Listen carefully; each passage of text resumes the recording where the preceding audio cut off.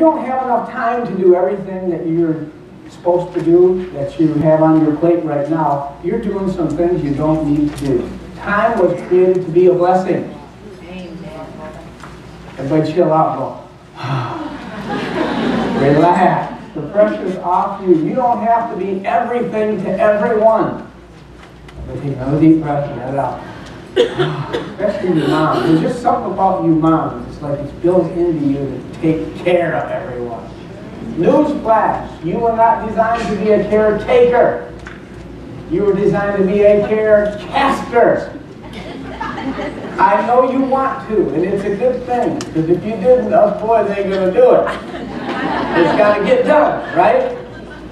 But you were not designed to take on the load of the world. You were designed to be a carecaster, not a caretaker. And so maybe the most important thing we're going to do this morning, maybe I should start with that. Sometimes I like to start with the end, so that you know where we're going.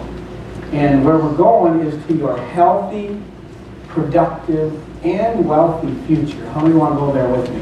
Yes. Well, if we agree, and you two agree to touch anything God asks, it will come to pass, but then we can't give up. We can't lose our focus. We're going to talk about focus today. To me, that's what boot camps are about. Let's focus on the goal. Let's focus on where we're going. Let's find out how to do it. Let's find out how not to do it. Sometimes that can be as valuable.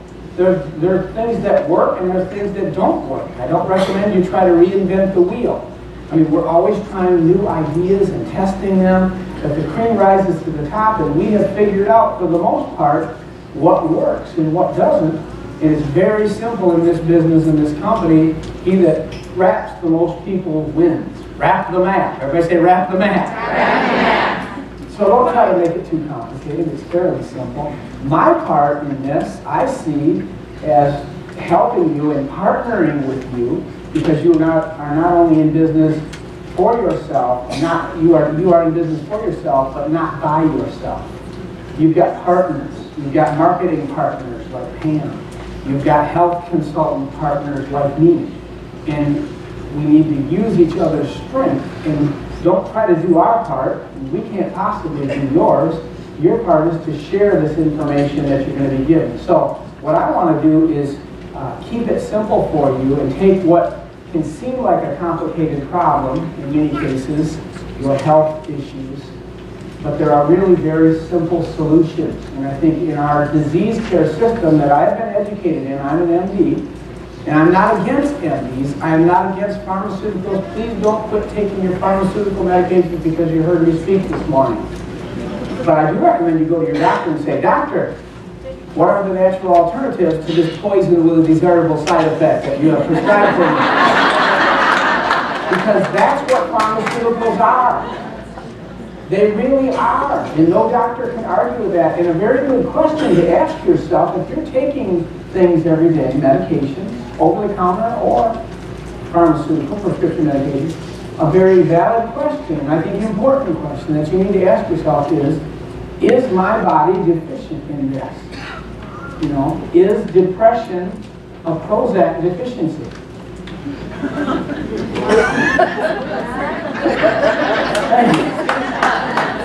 Is Prozac, is depression a Prozac deficiency?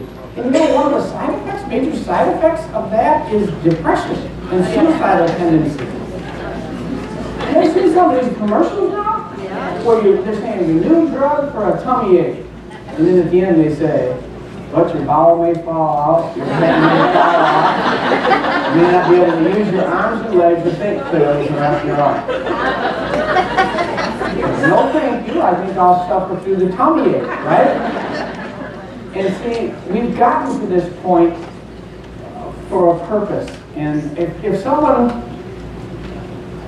I were sitting here and I didn't know what I know now, and this is not my first rodeo, I'm a lot bolder than I used to be, because I'm 55 years old, and I've been out of medical school a long time, and I've been doing this a long time, and it's too late for you to tell me it doesn't work. I've helped thousands of people get and stay healthy naturally. But if I were sitting here and didn't know what I know, and haven't done what I've done in the past 25 and 30 years, I would be thinking, if it's true what this doctor is saying, every doctor would be doing this. So it can't possibly be true. Because what I'm going to share with you is going to make it sound like health is real simple. And there's no health issue that there aren't simple solutions for. And I believe that. I know it to be true with all my heart. So why aren't doctors doing what I'm going to suggest that you do? And I promise you, when we get done this morning, right here at this boot camp, I believe you will be able to better deliver health care than your doctor, who's maybe very good at delivering disease care. Now, I'm not going to teach you about disease care. How many of you don't want to be a doctor? Good. But how many would like to know how to get and stay healthy naturally and share health care with others? Healthy lifestyle, healthy eating habits, taking care of the tissues and organs the way they should be, by feeding them well, and keeping toxins out. That's what we are going to do. But I'm kind of starting at the end here, but my question would be, why aren't all doctors doing this if it's this simple? And there's a very simple answer to that. I think I'll just take the 90 seconds it takes me to explain this, because if you're an analytical thinker like me, you're thinking of these things.